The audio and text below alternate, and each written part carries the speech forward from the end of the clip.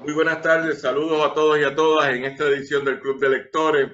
Me complace estar con dos amigos queridos, uno en el territorio nacional de Estados Unidos que nos pertenece a nosotros, no es al revés, y el otro en el territorio nacional de nosotros, que es Puerto Rico.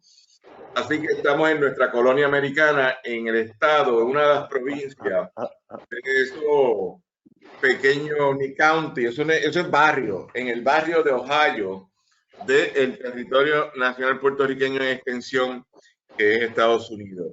Y nos complace hoy tener al compañero Francisco Cabanilla para discutir, como parte del Club de Lectores, su libro Espina que esputa libertad. Un trabajo publicado por el Post Antillano 2020. Dentro de la pandemia sacamos una serie de libros, este fue uno, y este es de crítica literaria. Y entonces, yo que me sonrío con Adrián Siaga, que está en los controles y él que organiza muchas cosas aquí, con Alejandra también que organiza la coordinación general, pues me sonrío porque pasan cosas y una es que me veo todos los días aquí y me encanta que esté Wilkin. Pues hace días que no lo veía, pasé una semana sin verlo, llevaba un mes viéndolo todas las semanas en más de una ocasión. Y Wilkin, que es uno de nuestros consagrados críticos literarios, participa hoy dialogando con otro crítico literario que es Francisco Cabanilla. Y vamos a hablar de este trabajo y esperamos que en este fin de semana, que para los cristianos es santo, para los musulmanes, para los adventistas, para los testigos de Jehová, para los los hebreos, para los islámicos, para los budistas, para los hindúes, no es, tampoco para los yoruba. Pero que los yoruba los orichas pueden combinar algunas cosas. Así que vamos a verlo, vamos a participar y vamos a escucharnos. Saben que tenemos un montón de actividades corriendo semanalmente, no paramos, a veces nos cansamos, pero tratamos de descansar y volver al ataque. Así que con esa te lo dejo con el compañero Wilkins. Gracias a Francisco por haber dicho que sí en este fin de semana, que presumo tampoco tenías clase.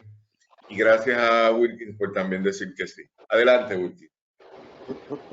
Pues buenas tardes a Francisco y a Daniel, y una vez más por la invitación de gracias, y, y en este sábado especial también de gracias, con la seguridad de que mañana no resucita.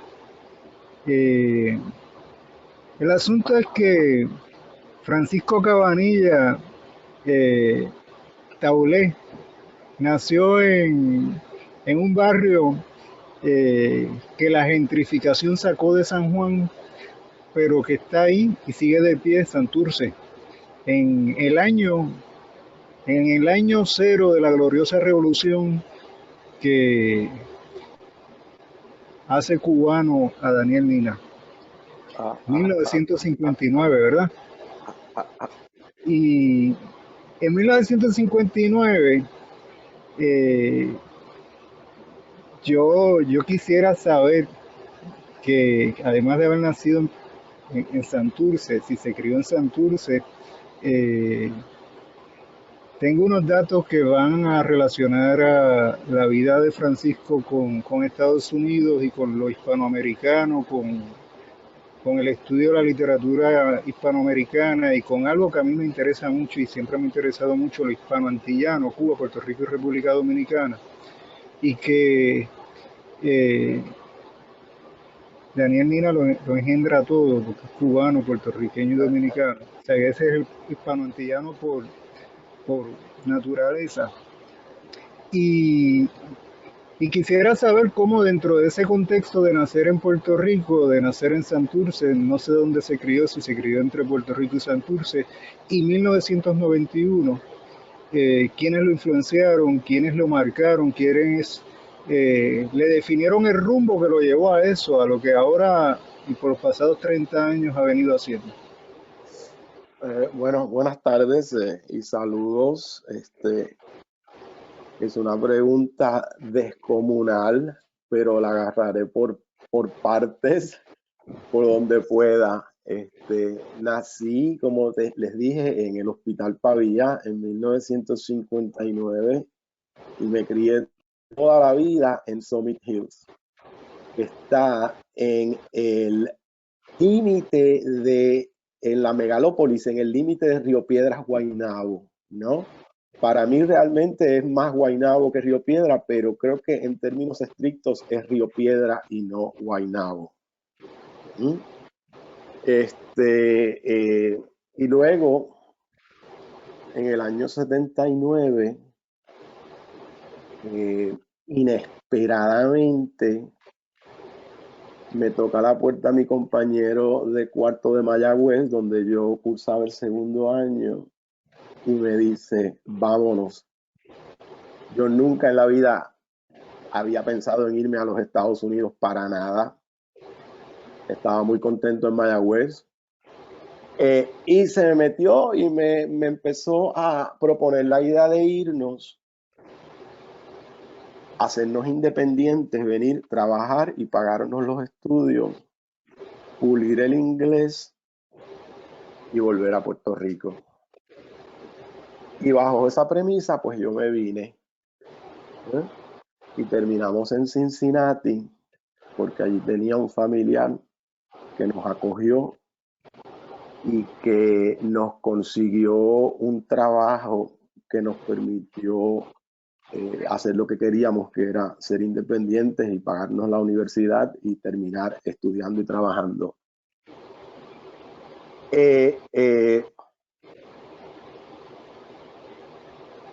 De ahí en adelante, a mí la vida se me ha ido en el contexto de la diáspora conectada con la academia. Toda mi experiencia diaspórica acá en los Estados Unidos, que ha sido un proceso largo, interesante, siempre cambiante, retador. Toda mi vida se ha ido en el contexto de esta diasporidad académica, de la cual estoy muy satisfecho, porque trabajar con lo que trabajo, que es el español, la cultura latinoamericana, caribeña, los latinos en los Estados Unidos, me ha permitido a mí encontrar un espacio bisagra que me permite de alguna manera estar en los dos mundos, ¿no? Entonces, decir quién me catapultó para llegar hasta acá es una preguntota también enorme, pero diría que cuando yo estuve en Puerto Rico, quizás en los años 70, yo me fui en el 77, 79, mi primer año de universidad fue en el 77, o sea que en la primera parte de los años 70, que yo me estrené como lector de la literatura puertorriqueña, diría que en esa época ingenua y de unas reacciones epidérmicas muy fuertes, el lector que a mí me sacudió fue René Márquez, como a tantos otros, me imagino que lectores de esa época. Un niño azul para esa sombra fue una obra de teatro que a mí me impactó muchísimo, porque giraba alrededor de un algarrobo macho que no producía nada y que entonces lo querían tumbar porque no era productivo, ¿no? Y leí muchas de las novelas, los cuentos de René Márquez, por pura casualidad de la vida. Después que él murió, me enteré que mi abuelo, que era un comerciante de San Juan y de Santurce, era íntimo amigo del papá de René Márquez. Pero yo ya para esa época René Márquez había muerto. De todas maneras, a mí me catapultó la literatura de René Márquez, me impactó muchísimo. Ya de ahí en adelante hay una avalancha descomunal de autores que van sobre todo entre filosofía y literatura, porque yo terminé mi mi bachillerato en filosofía. Tuve esos 4 años metidos en el mundo del inglés, completamente desconectado, si se quiere, de mi realidad como puertorriqueño en los Estados Unidos, creyendo que yo iba a volver a Puerto Rico, hasta que finalmente de la filosofía pasé a la literatura española, latinoamericana, en la maestría y en el doctorado, y me pude anclar de una manera muy satisfactoria en este mundo de donde yo vivo y trabajo, de lo que soy, si se quiere, en un mundo que me rodea, que es quizás el mundo menos racista que haya en Estados Unidos, el mundo de las academias. Y bueno, de ahí en adelante la avalancha es enorme, entre filosofía y literatura sobre todo, pero no exclusivamente. Y para ser un poco más concreto a tu pregunta, Wilkins, diría que el autor puertorriqueño que más ha influido en los libros que he escrito y en la manera en que escribo ha sido Iván Silén, a quien he estudiado desde los años 80, pero sobre todo y más intensamente a principios del año 2000 o a finales de los 90, no recuerdo muy bien, cuando nos empezamos a comunicar directamente, y a través de la comunicación yo fui leyendo casi que toda la obra de él, que me pareció enorme. Y de alguna manera, desde la primera vez que yo leí a Silén en los años 80 en la biblioteca de la Universidad de Cincinnati, que leí un librito de ensayo titulado El llanto de las ninfómanas, algo había en el decir filosófico poético de Silén, que no es necesariamente fácil de entender muchas veces, pero algo había que a mí me llamaba la atención. En la Universidad de Cincinnati estudié con un chileno, Enrique Giordano, que venía de Nueva York y conocía a Silén y a los puertorriqueños, los escritores puertorriqueños de Nueva York, sobre todo los que escribían en español. Y creo que también él en algún momento dado me habló de Silén. Trabajé unos cuantos años con Silén, como 3 años, trabajamos muy intensamente. Yo fui leyendo su poesía, su ensayo, sus novelas, sus manifiestos, y luego sus pinturas, sus ensayos filosóficos. Y de alguna manera encontré en su trabajo una literatura que de alguna manera yo dialogaba con esa literatura en el sentido de que como yo combinaba filosofía y literatura en un mismo trazo. Entonces, eso para decir así, para darte un nombre concreto. Si quieres también te puedo decir de que leí ya trabajando como profesor acá. Me dediqué a estudiar la poesía nuyorican y enseño varias clases sobre poesía nuyorican, y de los poetas nuyoricans que son geniales, como Pietri, Piñero,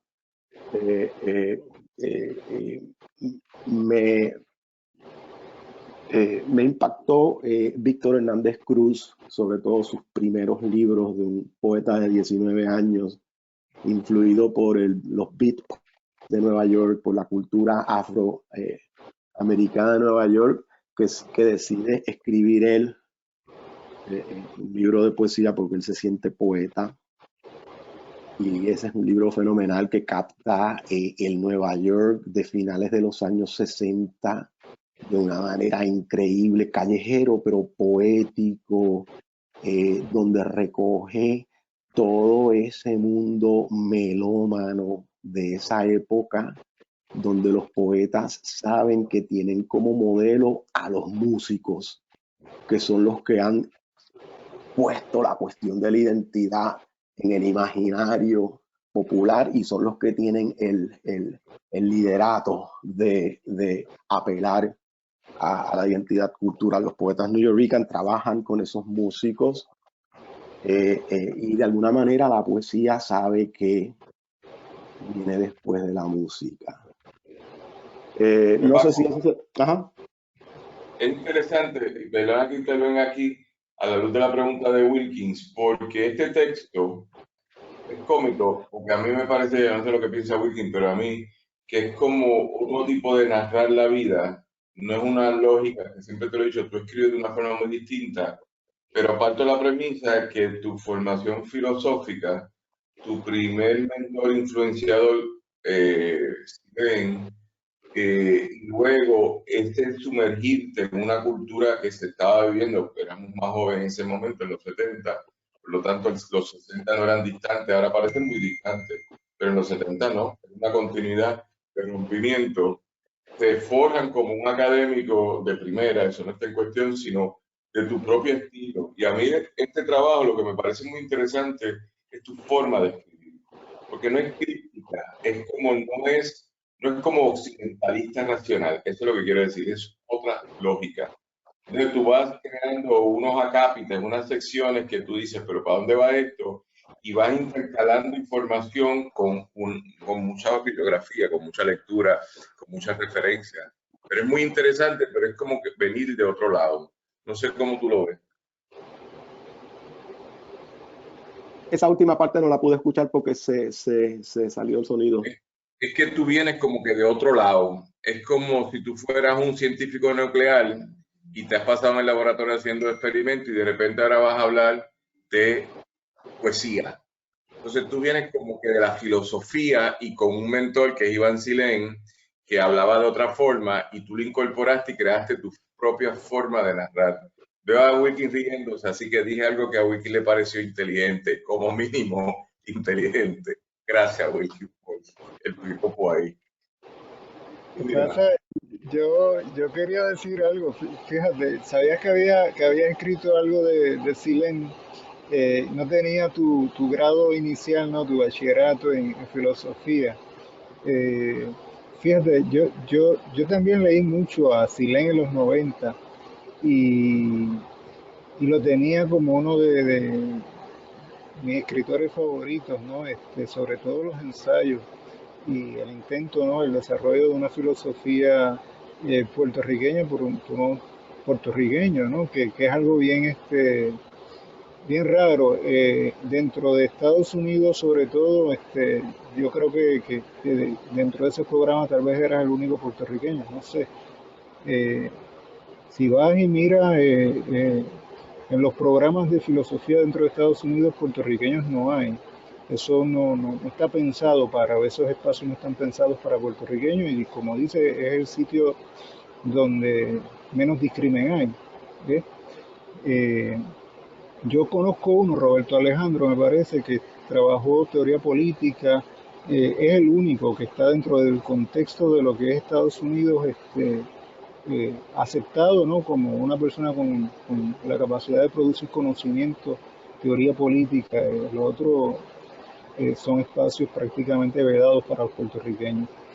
Eh, hay, Hay una estructura en este libro, que es el libro que nos trae aquí a la conversación, Espina que esputa libertad. Háblanos de qué es esputar, cómo se esputa libertad. Y un poco de esa estructura donde trabajas la comida. Nina tiene una teoría de que los negros le daban de comer a los judíos en África Y yo le dije, bueno, lo que pasa es que hay judíos de Etiopía, ¿no? Que son originales de Etiopía y mucho cuidado que no le estén dando comida judía por parte de judíos a judíos. Bueno, Háblanos un déjame poco. clarificar eso porque me distorsionaste.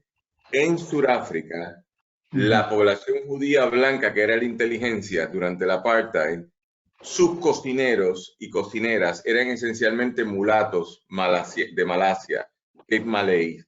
Y los Cape Malay modificaron la gastronomía judía de Sudáfrica porque le incluyeron curry. Así que los Oh, judíos de Sudáfrica comen comida con curry y dicen que es judía. Eso no es judío, eso es malasiano, de Malasia, porque esos sincretismos se van dando. Así que la generalización es un poco complicada, Wilkin. Hoy te voy a controlar. Es en Ah, Sudáfrica ah, lo que ah, dice. ah, No es en pues, Etiopía, donde los judíos negros, los hebreos negros de Etiopía, no es esa. Es en Sudáfrica. pues, Adelante. háblanos un poco del placer de la comida, de cómo lo integras a tu trabajo, a tus investigaciones, cómo se relaciona con lo caribeño, esa comida dentro de Puerto Rico, Estados Unidos. Eh, Háblanos también un poco de, ya que nos hablaste un poco también ya de Víctor Hernández Cruz, de cómo integras a Isabel Ocenón, de cómo integras a Arnaldo Roche, eh, y a Fran Báez, la poesía dominicana, Wilfredo Mato Cintrón, eh, igual, háblanos de las entrevistas y de las crónicas. Yo veo mucho del sistema de crónicas dentro de tu estructura de escribir, eh, y, y entiendo que tienes estudios en crónicas también, ¿no? Indoeuropea. pues mira, para responderte a lo de la crónica, definitivamente que a mí me marcó haber leído las crónicas de Edgardo Rodríguez Juliá, ¿no? Cuando estaba así él en el pico de su producción, me encantó esa manera de el intelectual meterse en el contexto de la cultura popular, entrar y salir por el mundo de los libros, haciendo una crónica que de alguna manera quede como un testamento de algo que pasó en el universo público. Entonces eso me impactó después, enseñando literatura, me di cuenta de la importancia de la crónica en el siglo XVI, en el contexto fundacional de la nueva literatura latinoamericana, que empieza a surgirse ya en ese siglo XVI, los cronistas de Indias.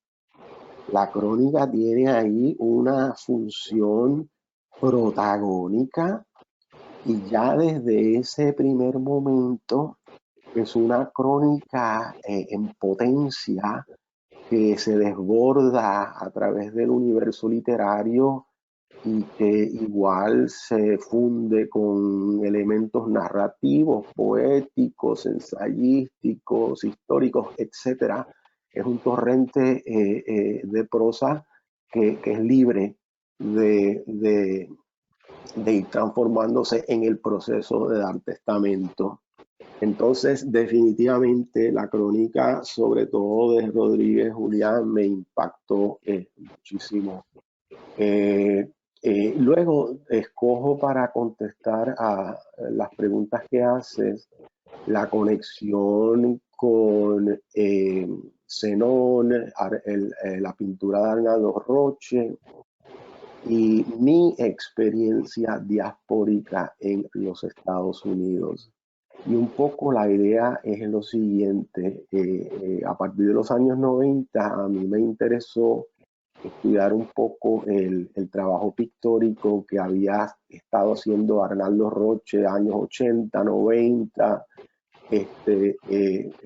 sobre el neoexpresionismo que él introduce en el contexto de la pintura puertorriqueña, y sobre todo me impactó muchísimo la manera en que él a finales de los 80, a principios de los 90, dramatiza la experiencia racial emblemática del puertorriqueño en los Estados Unidos, quien casi que independientemente de la pigmentación que lleves, el puertorriqueño que se cría en Estados Unidos, en Puerto Rico, y que viene a vivir acá como vine yo a los 19 años, tiene un choque cultural, racial brutal, porque te das de frente, lo que me pasó a mí en el año 79, te das de frente con todo un torrente racial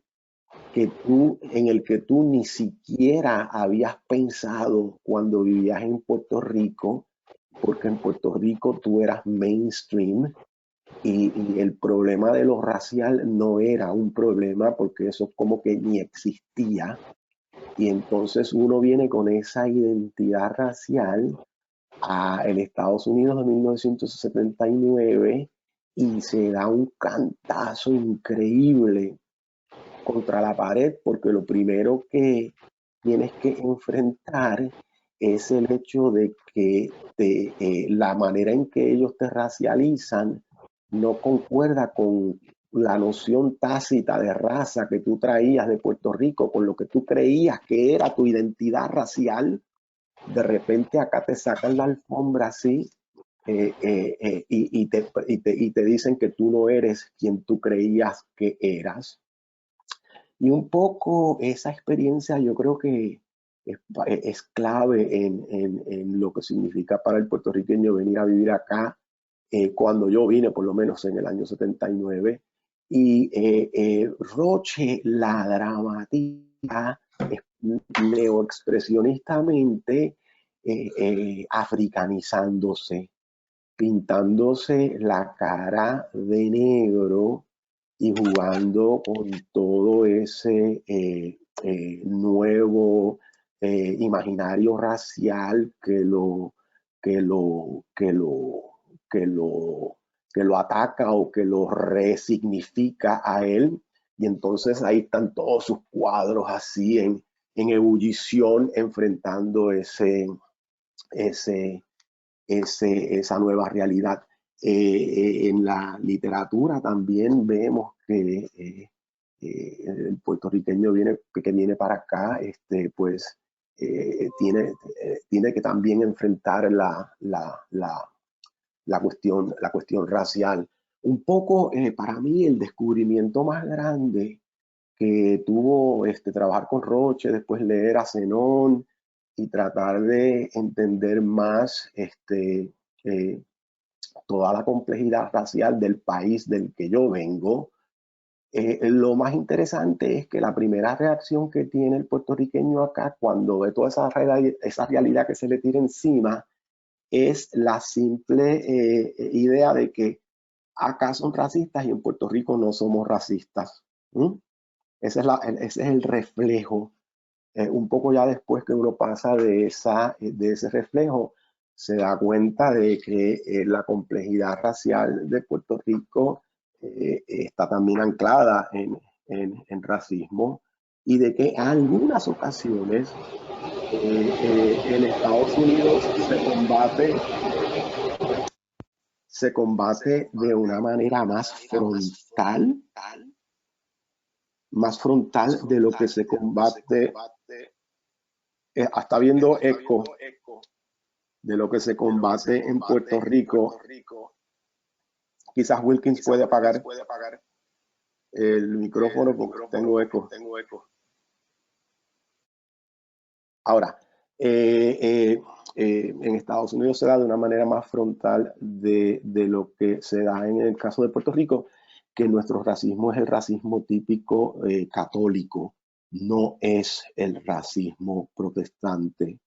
Entonces, para mí, trabajar con la pintura neoexpresionista de Roche fue de alguna manera también reconectarme con todo lo que aprendí de la poesía nuyorican, toda la problematización racial que hicieron los nuyorican a finales de los 60, primera mitad de los 70, en la época épica, cuando ellos se enfrentaron al racismo y también tuvieron que mirarse al espejo y combatir su propio racismo que traían como puertorriqueños.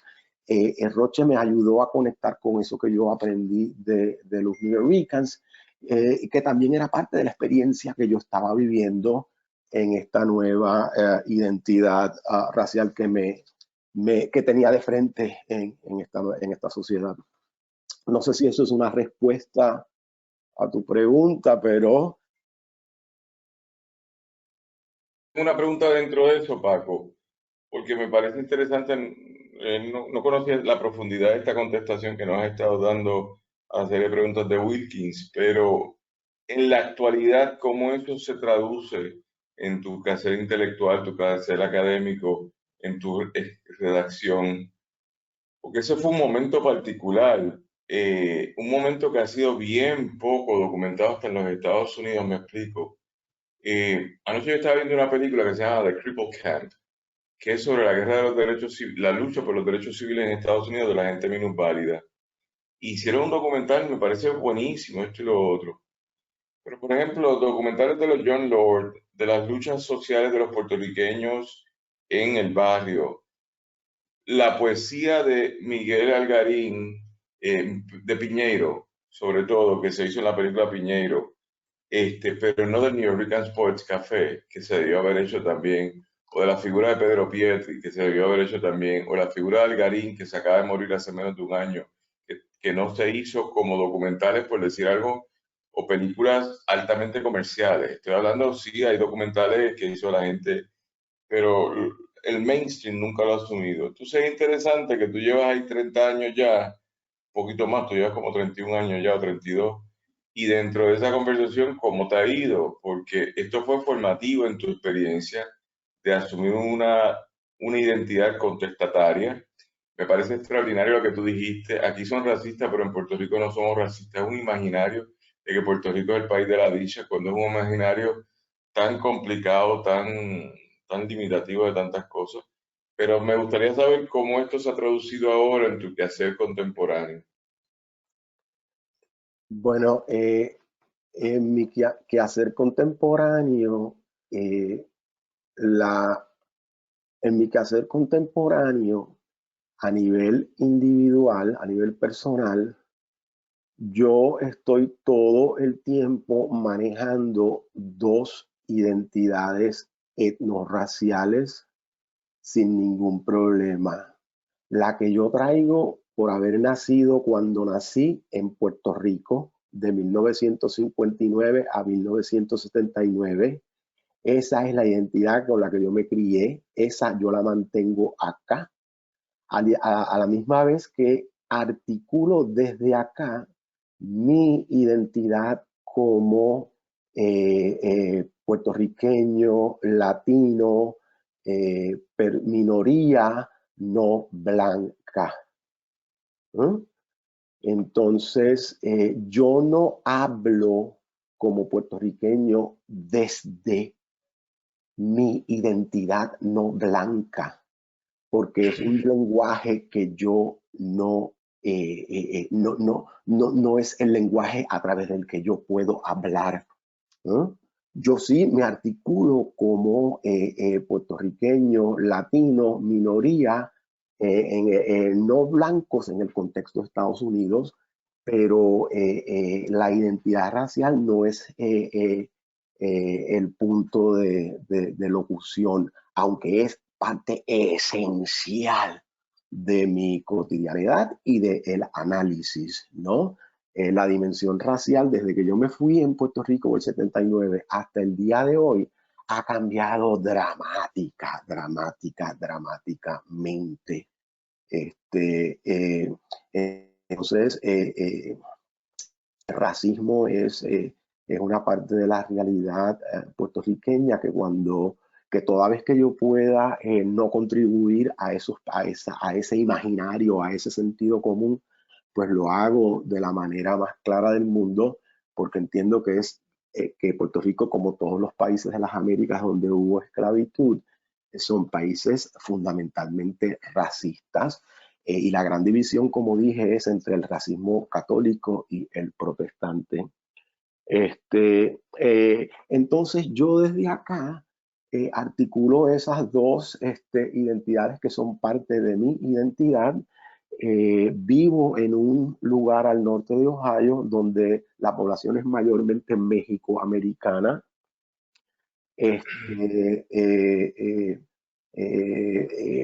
Me considero cada vez más y más, como decía Pepón Osorio, transboricua, ¿no? Porque yo me articulo demasiado con lo mexicoamericano, que es la base de lo que está acá. Mi esposa es argentina, he trabajado un montón de años con peruanos, con cubanos, entonces me siento cómodo como transboricua, boricua en el centro, pero moviéndome en esos espacios latinos donde las convergencias y las divergencias son interesantísimas. Quería hacer un comentario para Wilkins sobre los puertorriqueños en los departamentos de filosofía.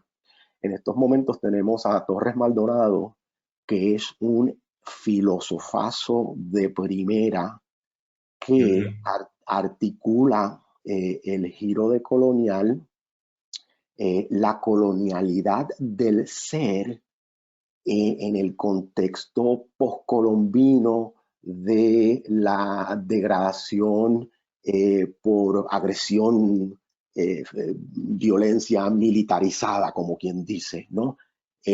Torres Maldonado ha desarrollado la colonialidad del ser, muy fanoniano él.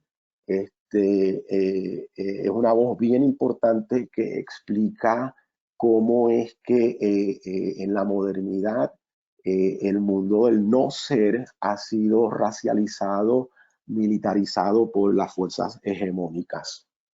Entonces Maldonado Torres es quizás en estos momentos el filósofo en los Estados Unidos más importante. ¿Sabe, Wilkins? No se oye, Wilkins. Micrófono. Micrófono, Dice, Wilkins. no oímos. Oye, el micrófono.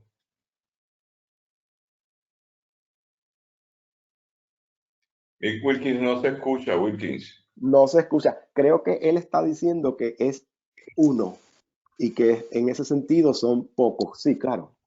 Tienes toda la razón, pero Wilkins no se oye. Apaga tu micrófono. Cuando saliste, tienes que salir de la aplicación y volver a entrar, porque cuando apagaste la cámara, desconfiguraste ahí.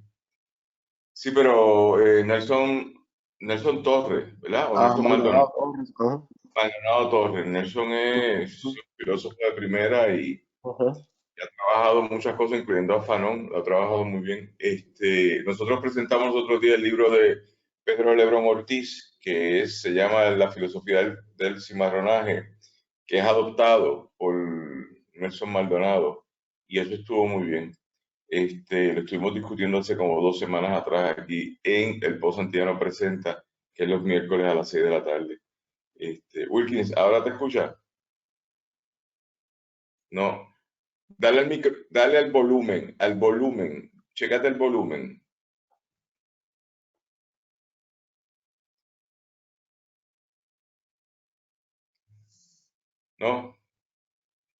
No te escucha.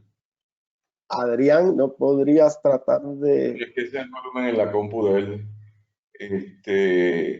Ahora pero se fue, ahora vuelve. Vamos a ver. Dentro de esa conversación, yo creo que es interesante esa concepción de Pepón Osorio de la transpuertorriqueñidad. Yo lo que pasa es que en esta identidad tan problemática de ser puertorriqueño a partir de la relación colonial que nunca ha terminado, por siempre una relación colonial que nunca ha terminado, e independientemente de todo el debate de la descolonización como la decolonialidad del poder y el giro de colonial, todo eso, aquí todos los días hay una amenaza distinta, porque todos los Me días oye, esto ¿no? va socavando la identidad. Sigue, Wilkins, te escuchamos ahora. Mira, yo quería que fuera un poco de Zenón, de Isabel Zenón, cómo se integra a lo que haces, a lo que has hecho en este libro. Eh, y lo otro, la música y las dietas alimenticias o lo culinario, ¿no? Dentro del contexto de este trabajo que nos tiene aquí en la mesa. Bueno, de Isabel Zenón, lo único que puedo decirte es que hay una interferencia de Isabel Zenón. Lo único que te puedo decir es que integro eh, su monumental libro de 2 volúmenes, Narciso descubre su trasero, lo pongo como la base que sale de la Universidad de Puerto Rico, porque ese libro fue una tesis de maestría. Ahora no me acuerdo la fecha, pero tendría que ser en los años 70, ¿eh?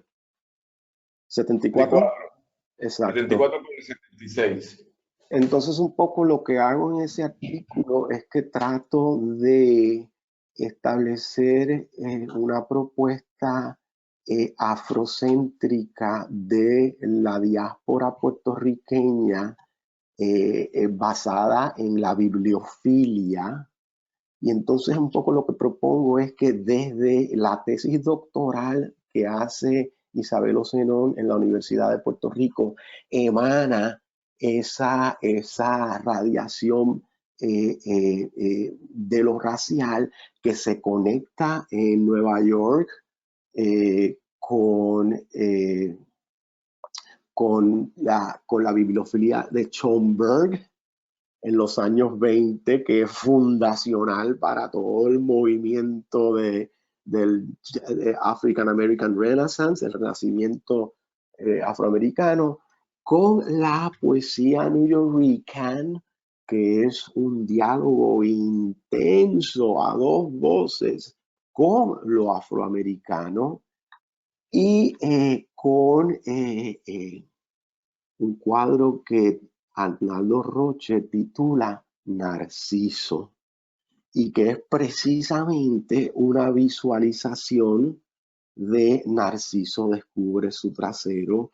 Entonces un poco la idea es como de plantear esta influencia que tiene Zenón desde su explosión del racismo puertorriqueño y cómo se conecta con estas realidades diaspóricas que giran alrededor de su Narciso descubre su trasero. Es un poco la idea.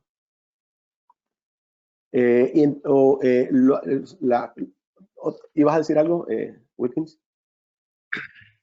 No. No se te escucha, Wilkins, no se escucha. Te sigo.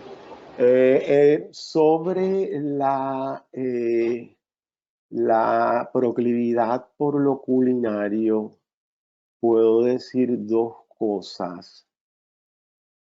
Uno, que empieza a surgir como tema interesante para mí en la década de los 90, cuando me pongo a estudiar la poesía nuyorican, me doy cuenta de que ahí tanto la música popular, que era el centro de la identidad nueva en formación, tanto la música popular como los platos caseros eran elementos de un valor simbólico descomunal. Además, otra vez se repite la influencia de Rodríguez Juliá, porque él también en sus crónicas le gustaba comentar en la historicidad de las cosas que constituyen la comida popular puertorriqueña, cubana, dominicana. Entonces, en esa combinación de los poetas nuyorican y las crónicas, los ensayos de Rodríguez Juliá, me convenció de que, por supuesto, la comida es importante porque nutre el cuerpo, pero también es importante porque constituye parte de un mundo simbólico que nutre el alma, que nutre el espíritu, que nutre la conciencia. Me fui dando cuenta de que podía empezar a leerse la literatura puertorriqueña buscando esas referencias a la identidad cultural a través de la comida. Y ahí encontré el poema de 1942 de Luis Pález Mato, titulado Menú, que considero el poema más gastrocéntrico de todo el siglo XX de la poesía puertorriqueña, en el cual surge la voz poética de un chef o de un dueño de restaurante interpelando a un otro viajero que, en resumidas cuentas, parece como que es uno que huye de la Segunda Guerra Mundial Europea, y que la voz poética del poema de Pález Mato lo interpela como 4 o 5 veces, lo seduce con los platos de la cocina que tiene, que es la cocina antillana, una cocina hecha de la realidad geográfica de las islas, rabo de costa, fuego lento, soufflé de platanales. La comida es el Caribe, eso las Antillas. ¿Eh? Entonces el chef le hace como 4 abordajes al otro viajero que supuestamente va atravesando las islas y que el chef lo quiere seducir para que entre a su restaurante y coma de su comida antillana, que finalmente la invitación que le hace es a un banquete,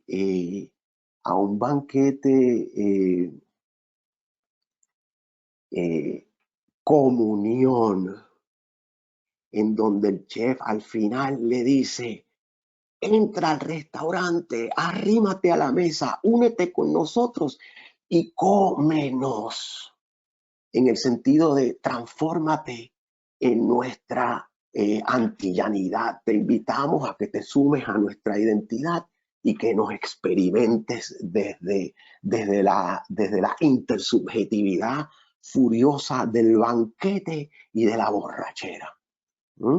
Es un poema extraordinario en donde hay una exaltación de la antillanía y donde hay una invitación a un diálogo, a una fusión de opuestos. Es interesante porque es la lógica de ser crítico literario, donde tú vas mezclando cosas y le vas dando una reinterpretación. Es decir, no es lo que yo haría como ciudadano de a pie que voy leyendo, pero ese trabajo de ese poema de Luis Pález Mato, si entendí bien, titulado Menú, tú lo vas relacionando y concatenando con un montón de cosas. Y entonces estaba buscando porque en tu trabajo, en este trabajo que hemos publicado, el primer capítulo es el de la comida, el de la gastronomía, que es la sección 1, que combina unos 7 ensayos que escribiste entre el 2015 y el 2019 en el Pozo Antillano sobre comida en general, pero tienes un homenaje muy interesante al plátano, con los distintos trabajos pictóricos de Puerto Rico sobre el plátano, particularmente el Pan Nuestro de Cada Día de Ramón Frade, que es la obra por excelencia, y la reinterpretación que se hace de este del Pan Nuestro de Cada Día por Víctor Vázquez. Así que dentro de esa conversación hay algo que tu rol como crítico literario te permite en tu propio estilo, que Francisco Cabanilla tiene su propio estilo y ni bueno ni malo, es su estilo, es muy distinto de tu redacción a la del diario de la gente que yo conozco, pero dentro de eso le impregnas un valor particular y nos vas interpretando cosas que estamos viendo, como la obra de Frade en particular, y dándole un valor, como diríamos yo, como una interpretación más allá del texto inicial, que uno ve un señor con unos plátanos en la mano y piensa que eso es la puertorriqueñidad. Es mucho más que eso. Así que hay algo interesante en tu forma de ser y en tu forma de pensar el mundo y en lo que nos convida, porque yo que estoy del otro lado de la cancha no hablo así, no combino así, hago otras cosas, pero ese es un rol de un crítico literario. No sé qué tendrías que apuntar ahí. Bueno, quizás diría que como crítico literario me tomó la licencia de leerlo todo como si fuera un texto, ¿no? Con lo cual no quiero para nada al estilo posmoderno disminuir la realidad material del cuerpo posicionado, sexuado con su identidad. No, pero por ejemplo, cuando hago comentarios de películas, comentarios de pinturas, me siento con la licencia de dejar que hable el crítico literario, a pesar de que no es un texto literario, trato de articularlo en ese lenguaje.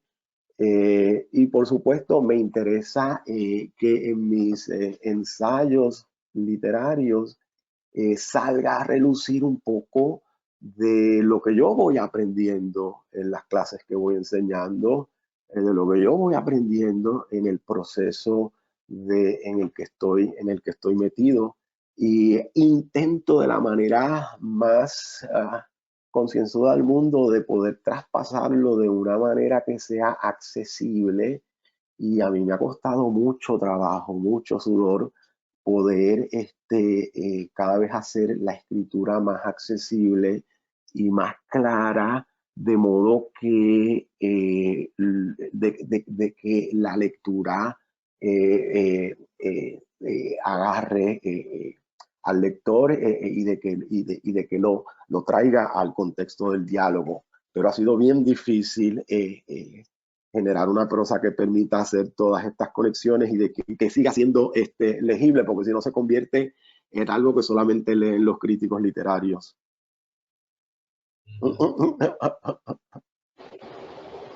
Yo te quería, es una pregunta que usualmente hago a la luz del debate que se dio en el 30, y sé que trabajas a esa generación y has trabajado esa generación también en el texto. Es el debate sobre el ser o no ser puertorriqueño. Yo siempre digo algo, los puertorriqueños nacen en Nueva York y en Nueva York nacen puertorriqueños. Daniel Lina nació en Puerto Rico y no nació cubano, es hijo de padre cubano, mamá dominicana, y él insiste en que es puertorriqueño. Hay una canción que tiene como base un poema de Corretjer, yo sería puertorriqueño aunque naciera en la luna. Y yo hago también una pregunta, y es que nuestro narrador por excelencia, murió universitario mexicano, nació dominicano y es el puertorriqueño más ilustre que dio el siglo XX, José Luis González. Yo te pregunto, vos que es puertorriqueño, es un universitario estadounidense de origen puertorriqueño, ¿qué es? ¿Qué se siente? Bueno, yo vine aquí a los 19 años, ¿no? Entonces mi identidad estaba formándose, ya venía gran parte formada, y no podría ser otra cosa que no fuera lo que soy, que es puertorriqueño, porque ahí fue que yo crecí y de ahí traigo el lenguaje, el imaginario, las ideas, los gustos. Entonces no tengo opción.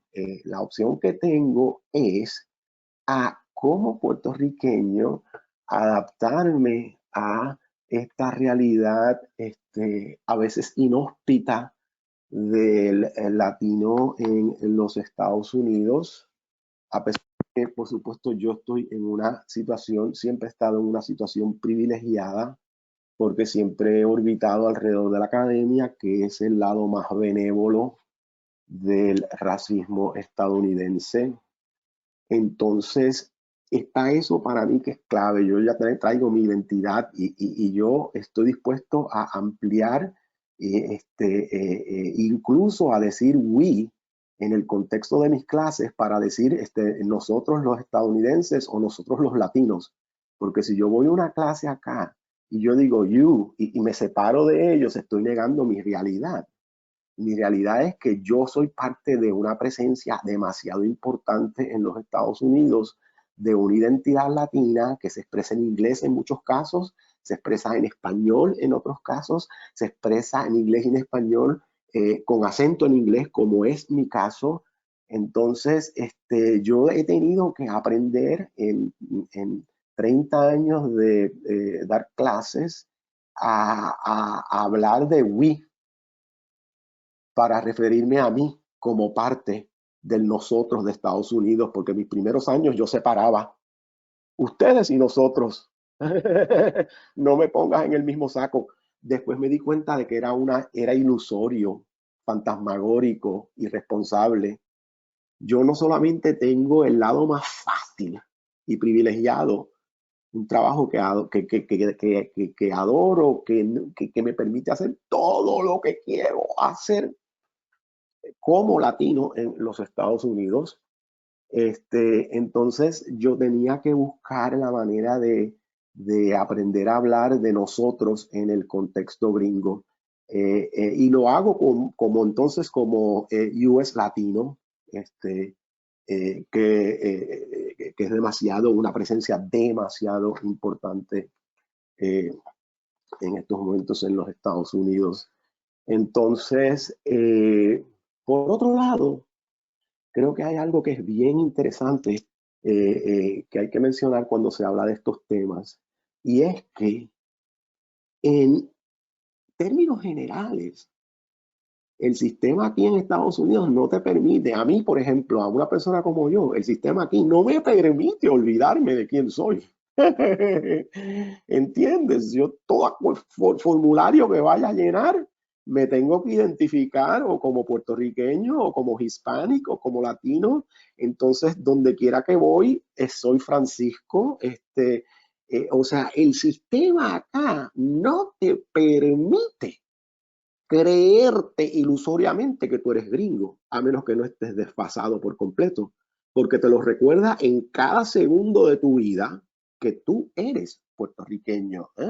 Yo tengo amigos en Puerto Rico que me dicen, sí, tú, porque vives por allá, y esto, tú no sabes lo que es acá. Yo digo, bueno, yo vivo mi puertorriqueñidad allá, pero créeme que la vivo todos los días. A mí el sistema alrededor todos los días me recuerda, tú eres puertorriqueño, tú eres latino. Acá donde estoy a lo mejor me ven y dicen, este es mexicano.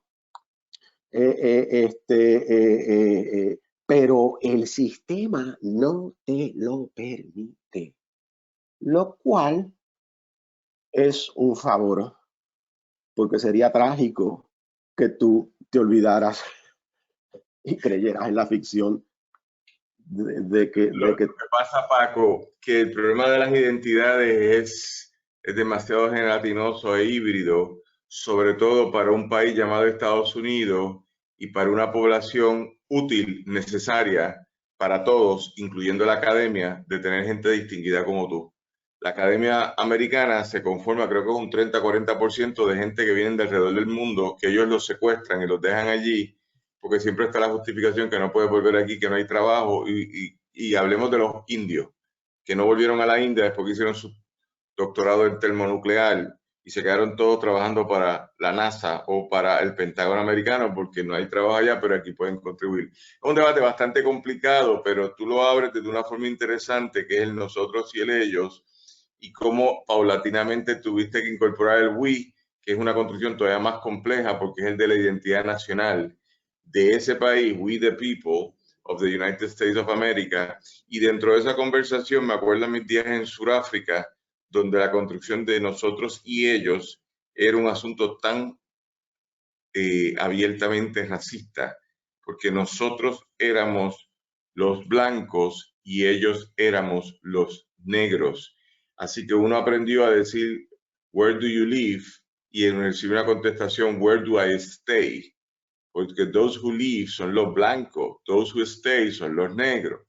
Y entonces creo que en tu literatura es interesante porque independientemente de todo, tú te has dedicado desde que tengo conocimiento de tu existencia, que es ya hace 5 años, 2015 a 2016, que nos hemos hecho amigos, de venir todo el tiempo que lo tienes libre, por la razón que sea, a Puerto Rico, e ir documentando, nutriéndote de esa experiencia de ser tú, the people de Puerto Rico, tú, el sentido original del espejo. Después el espejo se bifurca y hay otros espejos que crean una refracción, etcétera, etcétera.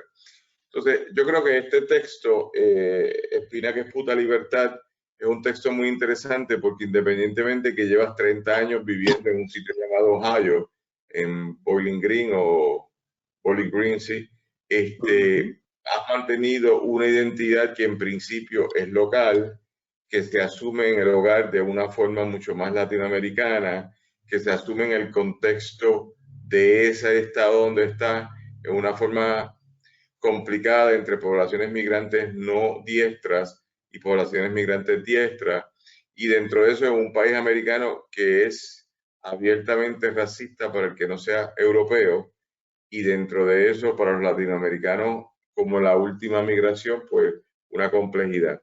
Entonces, creo que tu trabajo va integrando, pero este trabajo que hemos estado discutiendo en el día de hoy, Espina que es puta libertad, es decir, espina, una espinita que escupe la libertad. Ay, yo te voy a contar una pelea que yo vi los otros días, pero esa conversación es un poco de decir, a pesar de todo, a pesar del rosal donde me encuentre, en mi espinita yo transmito esa conversación. Ay, este cuento lo tengo que hacer porque ya lo toqué. Estaba en el correo, otro día se formó una pelea y lo que hizo la muchacha que estaba peleando con todos los cajeros del correo fue escupirlo. Y los escupí. Entonces se formó una crisis emocional porque no me acuerdo si ella estaba diciendo yo estoy infectada, pero salieron corriendo todo y querían cerrar el correo, etcétera, etcétera, etcétera, y se la llevaron presa, o por lo menos la detuvieron. Pero dentro de esta construcción, tú, como parte de esta nación que todavía te asumes, porque pudiste haber dicho, no me asumo, Schomburg, me dejé de asumir puertorriqueño en el 1899 y me asumí como afroamericano. Tú sabes, se dice pronto y nosotros adoramos a Schomburg, pero Schomburg asumió una identidad distinta. Así que dentro de esta consideración, pues estamos aquí. Y yo creo que esta invitación a este texto y gracias a Wilkins es un poco de seguir produciendo conocimientos. Yo sé que tú escribes mucho, yo sé que tú escribes cuando puedes aquí para el Post Antillano, yo sé que escribes para otros formatos, pero también un poco en una redacción muy, muy original, de una forma de escribir desde la teoría crítica, incorporando la crítica literaria, asumir la complejidad que es el reto tuyo de mantenerte puertorriqueño después de 30 años en Ohio, sin ser nacionalista panfletero ni nada, tú sabes, es una complejidad.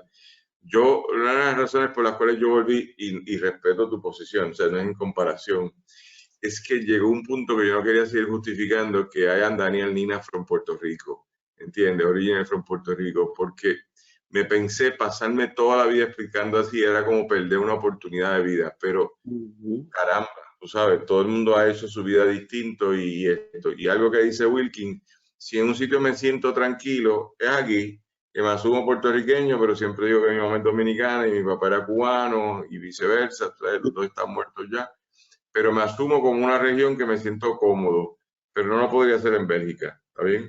No lo podría hacer en Argentina, tendría que estar explicando que yo soy de Puerto Rico y estoy viviendo aquí, pues estoy haciendo esto y lo otro. Bien, con esta nota, pues Wilkins, vamos a darte las gracias por estar hoy y a Francisco Cabanillas por también haber estado en este texto, Espina que es puta libertad, publicado por Pasillo del Sur Editores, la filial del Post Antillano, publicado en el 2020. y un texto que entra en competencias ahora, por lo menos a nivel local, va a participar, y que te damos las gracias por haberlo pensado y estructurado, porque tuve uno de escritores como tú, y como Wilkins también, que uno le dio la instrucción y produjeron el libro. Se lo da a uno un montón de otra gente y pasan meses y no llega el libro, esto y lo otro. Entonces después dice que uno no le quiere publicar. ¡Embuste! Es que no han hecho el sacrificio. Así que nada, saludos en el hogar a todas y a todos allí. Pásalo bien. Vete a pasear esta tarde allá en esos sitios que tú paseas en tu otro lugar. Es cómico, voy a enseñar algo provocante. Cuando yo escucho a Rubén Blades hablar, siempre dice, y esta canción se la dediqué a mi país, a mi patria, a Panamá, y también se la dedico a mi segunda patria, Puerto Rico, patria, baba. Es cómico. ¿Tú podrías hacer ese mismo comentario? Esta canción se la dedico a mi primera patria, Puerto Rico, y a mi segunda patria, Estados Unidos. No, no puedo. Bien, no puedo porque hay mucha fricción, pero de todas maneras, yo llevo más de 30 años viviendo acá, más de 40 años casi, y pago impuestos federales. Entonces también puedo reclamar. Pero no diría en mi otra patria. Yo siempre, por ejemplo, siempre envidio a Enrique Dussel, que desde el año 75 vive en México y habla como mexicano. Yo desde el 79 vivo acá, pero nunca podría decir mi segunda patria. No. Bien. Pero bueno, no tengo que... No. Gracias a ustedes por la invitación. Gracias, Will, gracias Francisco y gracias a Adrián Siaca por los controles y a Alejandra Ortiz, a Raiza por haber producido este evento en su organización. Será hasta la próxima. El lunes a las 6 estamos en Cultura 7D. No sé si lo has visto, Paco, ese programa que estamos haciendo los lunes en vivo. Trata de sacar tiempo para verlo. Los miércoles estamos presentando libros donde tú participaste también con a principios de enero. Y los sábados mantenemos ya por quinta temporada, 2 años y medio, el Club de Lectores. Así Óyeme, que será hasta... yo quisiera que tú me dieras la receta para tanta energía, ¿no? Sí. Wow, increíble, tremendo proyecto, los felicito. Yo como cereales por la mañana con leche fresca. Será hasta la próxima. Muchas gracias por estar con nosotros. Muchas gracias. Hasta luego.